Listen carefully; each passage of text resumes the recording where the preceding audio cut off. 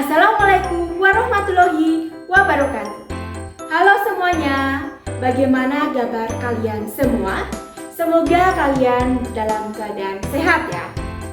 Jumpa kembali dengan Ibu Ani dalam pembelajaran bahasa Indonesia. Dalam pembelajaran kali ini, kita akan belajar mengenai cerita fantasi. Kita akan belajar mengenai beberapa pokok bahasa. Untuk yang pertama yaitu pengertian dari cerita fantasi. Kemudian yang kedua yaitu ciri-ciri dari cerita fantasi. Kemudian yang ketiga yaitu struktur dari teks cerita fantasi. Dan yang terakhir yaitu unsur intrinsik dalam cerita fantasi. Apakah kalian semua pernah belajar mengenai cerita fantasi? Jika belum, marilah simak penjelasan berikut ini. Cerita fantasi adalah cerita yang menampilkan tokoh, alur, latar, atau tema yang derajat kebenarannya diragukan. Cerita fantasi merupakan cerita hasil imajinasi dan juga khayalan dari pengarang. Dalam cerita fantasi menampilkan hal-hal yang tidak mungkin terjadi di dunia nyata. Nah, jadi dari pengertian yang telah Ibu sebutkan tadi, apakah kalian sudah paham?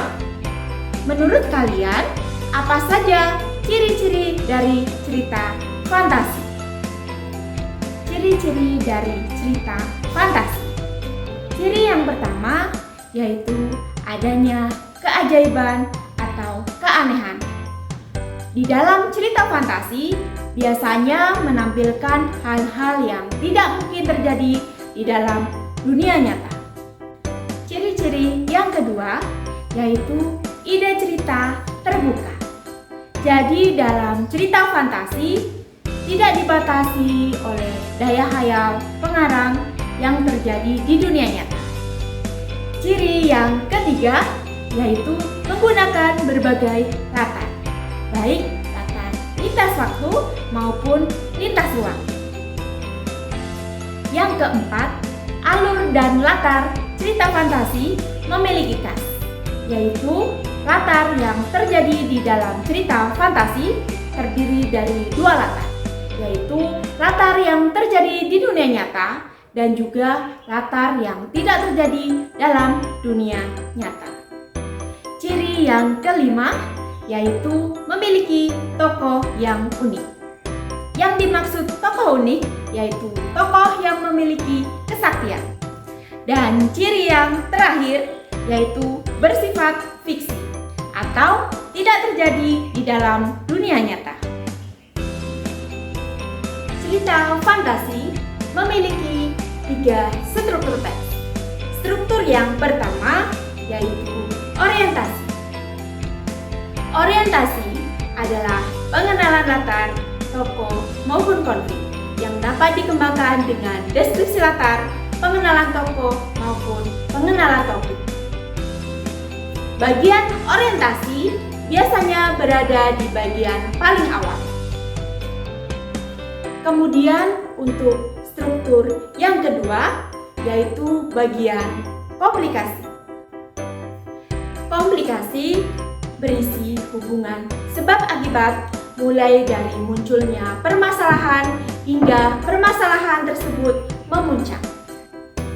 Struktur yang ketiga yaitu resolusi. Berisi penyelesaian masalah terhadap masalah yang terjadi, biasanya dari bagian paling akhir. Nah, jadi dapat kita simpulkan bahwa cerita fantasi memiliki 3 struktur teks.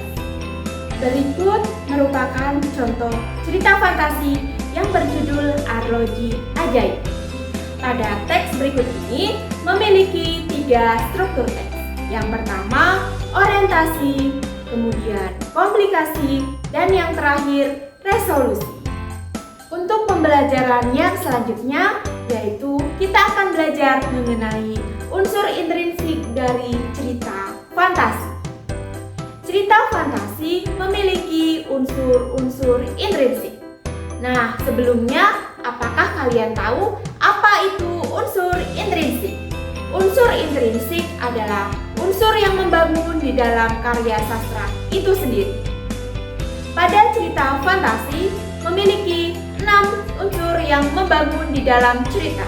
Untuk unsur yang pertama yaitu tema. Unsur yang kedua yaitu alur.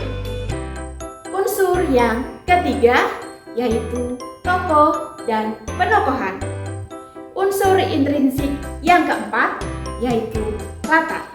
Kemudian untuk unsur kelima yaitu sudut pandang.